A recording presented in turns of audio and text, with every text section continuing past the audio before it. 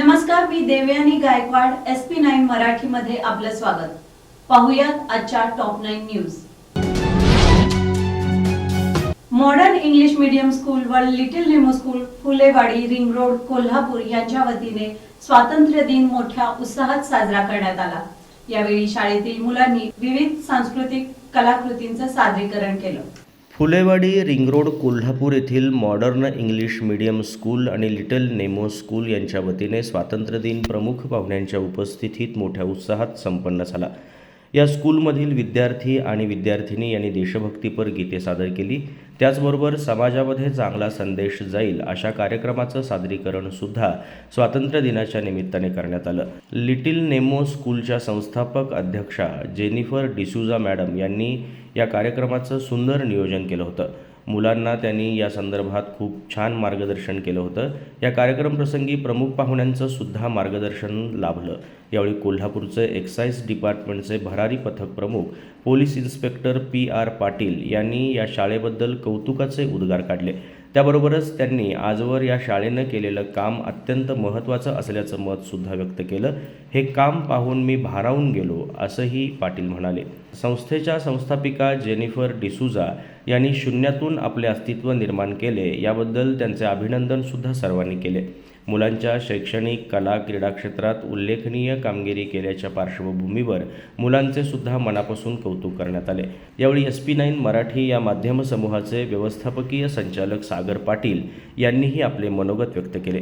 प्रमुख पाहुण्यांनी मोलाचं मार्गदर्शन करून मुलांच्या भावी वाटचालीस आणि संस्थेस मनापासून शुभेच्छा दिल्या. यावेळी लिटिल नेमो स्कूलच्या संस्थापिका जेनिफर डिसूजा, त्याचबरोबर प्रमुख पाहुणे एक्साईज डिपार्टमेंटचे भरारी पथक प्रमुख police inspector PR Patil, SP9 Marathi माध्यम समूहाचे व्यवस्थापकीय संचालक सागर पाटील, लिटिल नेमो स्कूलचे सर्व सहकारी, कर्मचारी आणि विद्यार्थी उपस्थित होते. राष्ट्रपिता कार्यगौरव पुरस्कार मोठ्या उत्साहात संपन्न. भारतीय स्वातंत्र्य दिनाचे औचित्य साधून समाज क्रांती विशेषांक, अन्वय ग्राफिक्स, दडपलेला नारा साप्ताहिक व आर्ट वन गॅलरी यांच्या संयुक्त विद्यमाने आयोजित करण्यात आलेला राष्ट्रपिता कार्यगौरव सोहळा राजर्षी शाहू स्मारक भवन येथे मोठ्या उत्साहात संपन्न झाला. या सोहळ्याचे उद्घाटन कोल्हापूर उत्तरच्या आमदार जयश्रीताई जाधव यांच्या हस्ते महात्मा गांधी यांच्या प्रतिमेचे पूजन करून करण्यात आले. भारतीय स्वातंत्र्य दिनाचे औचित्य साधून समाजक्रांती विशेषांक, अन्वय ग्राफिक्स, दडपलेला नारा साप्ताहिक व आर्ट वन गॅलरी यांच्या संयुक्त विद्यमाने आयोजित करण्यात आलेल्या राष्ट्रपिता कार्यगौरव सोहळा राजर्षी शाहू स्मारक भवन येथे मोठ्या दिमाखात पार पडला. या सोहळ्याचे उद्घाटन कोल्हापूर उत्तरच्या आमदार जयश्रीताई जाधव यांच्या हस्ते महात्मा गांधी यांच्या प्रतिमेचे पूजन करून झाले. कार्यक्रमाचे मुख्य आयोजक वैभव प्रधान यांनी संविधानाची प्रास्ताविका म्हणून भारतीय संविधानाला वंदन केले. यानंतर मान्यवरांचा सन्मान आयोजकांच्या हस्ते करण्यात आला. यावेळी कोल्हापूरचे माजी सहाय्यक आयुक्त व पुण्याचे नूतन समाज कल्याण सहाय्यक आयुक्त विशाल लोंढे यांचा कोल्हापुरी गूळ आणि पुस्तके देऊन विशेष सन्मान आमदार जयश्री जाधव यांनी केला. प्रमुख वक्ते प्राध्यापक डॉक्टर जालिंदर पाटील सर म्हणाले, गांधी हा कुण्या एका जाती धर्माचा व्यक्ती नसून सबंध भारताला एकत्र ठेवणारा हा माणुसकीतला माणूस आहे. गांधी टिकला तरच भविष्यकाळातला देश टिकेल आणि म्हणून गांधी विचारांचा जागर या ठिकाणी होतोय हे कोल्हापूरच्या पुरोगामी नगरीला मोठे वरदान आहे असंच मी म्हणेन, असंही पाटील म्हणाले.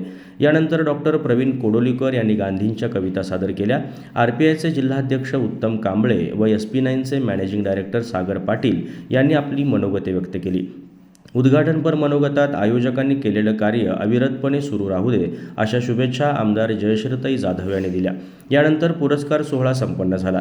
यामध्ये जीवनगौरव पुरस्कार सुरेश केसरकर, आदर्श कामगार नेतृत्व पुरस्कार संजय सुतार, आदर्श सामाजिक कार्यकर्ता युवा पुरस्कार संदीप कांबळे, आदर्श सरपंच पुरस्कार चंद्रकांत डावरे, आदर्श महिला पुरस्कार श्रीमती जयश्री सुतार यासह आदर्श सामाजिक कार्यकर्ता पुरस्कार MJ पाटील यांना, तर 15 जणांना आदर्श सामाजिक कार्यकर्ता, आदर्श कामगार, आदर्श सरपंच, आदर्श युवा कार्यकर्ता, आदर्श महिला पुरस्कार देऊन सन्मानित करण्यात आले. अध्यक्ष भाषणात माजी आमदार राजीव आवळे यांनी गांधी पुरस्कार हा तुम्हाला मिळतोय हे निश्चितच भाग्य आहे आणि तोही पुरोगामी नगरीमध्ये मिळतोय हे आपण मोठ्या आनंदाने स्वीकारलं पाहिजे असं म्हणत त्यांनी कार्यक्रमाचं आणि आयोजकांचं कौतुक केलं. या कार्यक्रमाचे प्रास्ताविक मुख्य आयोजक संपादक वैभव प्रधान यांनी केले, तर निवेदन स्वप्नील गोरंबेकर यांनी केले. या कार्यक्रमासाठी गंगाधर ममाने, भारतभूषण नरंदेकर, वैदेही प्रधान, शुभांगी चिखलीकर, गुरुनाथ कांबळे यांचं मोलाचं योगदान लाभलं. शिरोली ग्रामपंचायतीसमोर एका कर्मचाऱ्याने आत्मदहनाचा प्रयत्न केला. शिरोली ग्रामपंचायत पाणी पुरवठा कर्मचारी गोरखनाथ रामदास यादव याने काल मंगळवारी स्वातंत्र्य दिना दिवशीच ग्रामपंचायतीसमोर अंगावर रॉकेल ओतून आत्मदहन करण्याचा प्रयत्न केला. यावेळी त्या ठिकाणी असलेले पोलीस कर्मचारी यांनी त्याला ताब्यात घेतले. यामुळे पुढील अनर्थ टळला. शिरोली ग्रामपंचायत पाणीपुरवठा कर्मचारी गोरखनाथ रामदास यादव याने चक्क स्वातंत्र्य दिना दिवशीच ग्रामपंचायतीसमोर अंगावर रॉकेल ओतून घेऊन आत्मदहन करण्याचा प्रयत्न केला. पोलिसांनी वेळीच हस्तक्षेप केल्यामुळे पुढील अनर्थ टळला. यावेळी गोरखची आई माझ्या पोरग्याला कामावर घ्या असं म्हणत हंबरडा फोडत होती. पाणीपुरवठा कर्मचारी गोरख यादव याला गेल्या 3 महिन्यांपासून ग्रामपंचायतीने कोणतेही कारण न देता कामावरून काढून टाकले होते. तसेच त्याला झाडू कामगार आणि गटार स्वच्छ करण्यासाठी तगादा लावला जात होता. गोरखनाथ यादव याची नेमणूक ही पाणीपुरवठा सुपरवायझर म्हणून झाली होती. तसेच तो कायमस्वरूपी कामगारही आहे. गेल्या मे महिन्यापासून त्याला कामावरून विनाकारण काढून टाकण्यात आले आहे. यादव याने मला कामावर घ्या अन्यथा स्वातंत्र्य दिना दिवशी ग्रामपंचायत समोर आत्मदहन करण्याचा इशारा दिला होता. याबाबत जिल्हाधिकारी, जिल्हा परिषद, शिरोली पोलीस ठाणे, हातकणंगले तहसीलदार यांना त्यांनी निवेदन सुद्धा दिले होते. चांदोली धरण परिसर हादरला. सांगलीला भूकंपाचा सौम्य धक्का. कोल्हापूर शहरापासून 76 किलोमीटर अंतरावर चांदोली धरण आणि अभयारण्य परिसरात बुधवार दिनांक 16 ऑगस्ट रोजी सकाळी 6:45 3.4 रिश्टर स्केल इतक्या क्षमतेचा भूकंपाचा सौम्य धक्का जाणवला आहे. वारणावती भूकंप मापक यंत्रावर याची नोंद झाली. कोल्हापूर शहरापासून 76 किलोमीटर अंतरावर चांदोली धरण आणि अभयारण्य परिसरात बुधवार दिनांक 16 ऑगस्ट रोजी सकाळी 6:45 3.4 रिश्टर स्केल इतक्या क्षमतेचा भूकंपाचा सौम्य धक्का जाणवला. वारणावती भूकंप मापक यंत्रावर याची नोंदसुद्धा करण्यात आली. हा सौम्य प्रकारचा भूकंप असून तो फक्त वारणावती आणि धरण परिसरातच जाणवला. या भूकंपाचा केंद्रबिंदू चांदोली धरणाजवळ होता. चांदोली धरणाच्या सुरक्षिततेला भूकंपाचा कोणताही धोका नसल्याचे सहाय्यक अभियंता मिलिंद किटवाडकर यांनी सांगितलं. कोल्हापूरपासून 17.19 अक्षांशावर याची नोंद झाली असून याची खोली जमिनीखाली 5 किलोमीटर होती. जागतिक प्रमाण वेळेनुसार 1:05 आणि 7.5 सेकंदाने या भूकंपाची नोंद झाली आहे. या केंद्रावर डिजिटल भूकंप मापक उपकरणाला मंजुरी मिळाली आहे. लवकरच ते या ठिकाणी बसवलेही जाईल अशी माहिती किटवाडकर यांनी दिली. सकाळी 6:35 3.2 रिश्टर स्केलचा भूकंप जाणवला. कोल्हापूरच्या हद्दवाढीबाबत कठोर भूमिका घ्यावी लागेल असं मत अजित पवार यांनी व्यक्त केलंय. कोणत्याही शहराचा तसेच जिल्ह्याचा पुढील 50 वर्षांचा विचार करून आपणाला त्यामध्ये काही धोरणात्मक निर्णय घेण्याची गरज आहे. त्यामुळेच कोल्हापूर शहराच्या हद्दवाढीबाबत सुद्धा भूमिका घ्यावी लागेल असे सांगत राज्याचे उपमुख्यमंत्री अजित पवार यांनी कोल्हापूर शहराच्या हद्दवाढीचे समर्थन केले. कोणत्याही शहराचा तसेच जिल्ह्याचा पुढील 50 वर्षांचा विचार करून आपणाला त्यामध्ये काही धोरणात्मक बदल करावे लागतात. त्यामुळे कोल्हापूर शहराच्या हद्दवाढीबाबत कठोर भूमिका घ्यावी लागेल असं मत महाराष्ट्र राज्याचे उपमुख्यमंत्री अजित पवार यांनी व्यक्त केलं. राज्याचे उपमुख्यमंत्री अजित पवार कोल्हापूर शहराच्या हद्दवाढी संदर्भात बोलत होते. त्यांनी कोल्हापूर शहराच्या हद्दवाढीचे समर्थन केले. कोल्हापूर महानगरपालिकेच्या आयुक्तांच्या नियुक्तीची प्रक्रिया येत्या 2 ते 3 दिवसात पूर्ण करण्याची सुद्धा ग्वाही त्यांनी दिली.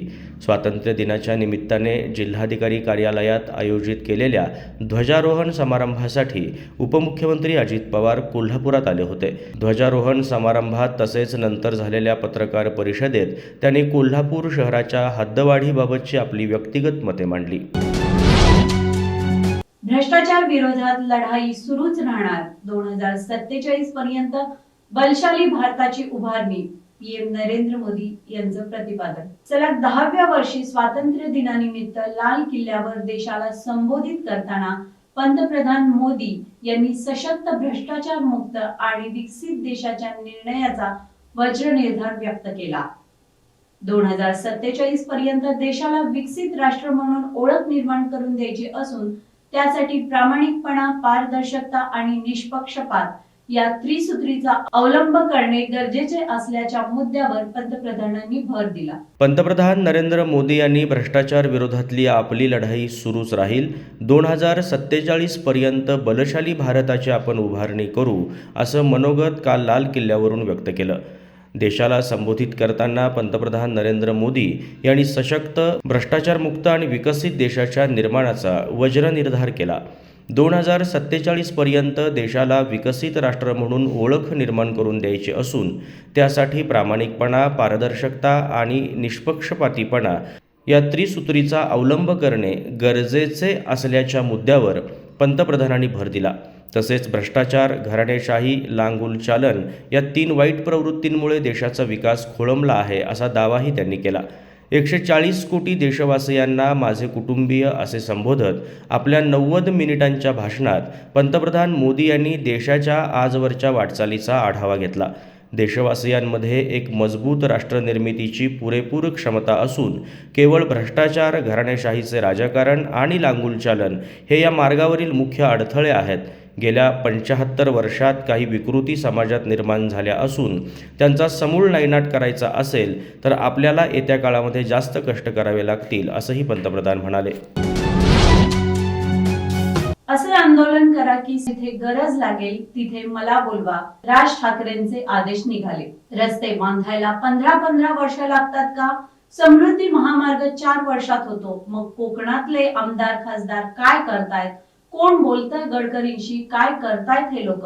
असा सवाल करत राज ठाकरेंनी मनसे कार्यकर्त्यांना मुंबई गोवा महामार्गावरील खड्ड्यांवरून आंदोलन करण्याचे आदेश दिले. रस्ते बांधायला 15-17 वर्ष लागतात का? समृद्धी महामार्ग 4 वर्षात होतो. मग कोकणातले खासदार, आमदार काय करतायत? कोण बोलतंय गडकरींशी? काय करतायत हे लोक? असा सवाल करत राज ठाकरेंनी मनसे कार्यकर्त्यांना मुंबई गोवा महामार्गावरील खड्ड्यांवरून आंदोलन करण्याचे आदेश दिलेत. दरडी कोसळतायत, माणसे मरतायत. अमेरिकेत एम्पायर इस्टेट बिल्डिंग 14 महिन्यात बांधली गेली. इकडे 14 वर्ष लागतायत. दुसऱ्या महायुद्धानंतर मंदी आली तेव्हा लोकांमध्ये पैसे गेले पाहिजेत. त्यांनी सर्वात आधी रस्ते बांधायला काढले. ते जे सरळ रस्ते दिसतात ते तेव्हा बांधलेले आहेत. तिथेही लोकांनी विरोध केला. तिथल्या राज्यकर्त्यांनी म्हटले होते की आजची अमेरिकेची पिढी मला शाप देईल, परंतु भविष्यातल्या सगळ्या पिढ्या मला आशीर्वाद दिल्याशिवाय राहणार नाहीत. गडकरींनी सांगितलं होतं की हवेत उडणाऱ्या बसेस आणणार, लवकर आणा. कोणाच्या डोक्यात काय येईल सांगता येत नाही, अशी टीका राज ठाकरेंनी यावेळी केली. तर येत्या काळामध्ये कार्यकर्त्यांनी रस्त्यावर उतरून आंदोलन करा, जिथं गरज लागेल तिथं मी उपस्थित राहीन, असंही राज ठाकरे म्हणालेत. तर तोंड दाखवायला जागा मिळणार नाही, नितीन देसाईंवरून मंत्री उदय सामंतांचा दावा. कला दिग्दर्शक नितीन चंद्रकांत देसाई यांच्या आत्महत्येवरून आता मंत्री उदय सामंत यांनी केलेले विधान चर्चेत आले आहे. अलीकडेच कर्जाला कंटाळून नितीन देसाईंनी आत्महत्या केली होती. त्यांच्या निधनानं अनेक प्रश्न उपस्थित झाले. सध्या या प्रकरणाची चौकशी सुरू आहे. कला दिग्दर्शक नितीन देसाई यांच्या आत्महत्येसंदर्भात मंत्री उदय सामंत यांनी खूप मोठा दावा केलाय. मंत्री उदय सामंत यांनी मी जर तोंड उघडलं तर काही जणांना तोंड दाखवायला जागा उरणार नाही, अशा शब्दात कला दिग्दर्शक नितीन देसाई यांच्या जाण्यावर मत व्यक्त केलं आहे. त्यांच्या निधनानं अनेक प्रश्न उपस्थित झाले असले तरी सध्या या प्रकरणाची चौकशी सुरू आहे. त्यात नितीन देसाईंचं दुःख काय होतं हे जर मी सांगितलं तर काहींना तोंड दाखवायला जागा राहणार नाही, असं मंत्री उदय सामंत म्हणालेत. त्यामुळे सामंत यांचा रोख नेमका कुणाकडे आहे असा प्रश्न निर्माण झाला आहे. मंत्री उदय सामंत म्हणाले की नितीन देसाई माझ्या एवढे कुणाच्याही जवळ नव्हते. नितीन देसाई जायच्या अगोदर 1 महिन्यांपूर्वी ते मला भेटले होते. जे काही त्यांनी मला सांगितले, जे काही त्यांना मला सांगायचे होते ते सर्व दुःख त्यांनी माझ्यासमोर हलकं केलं होतं.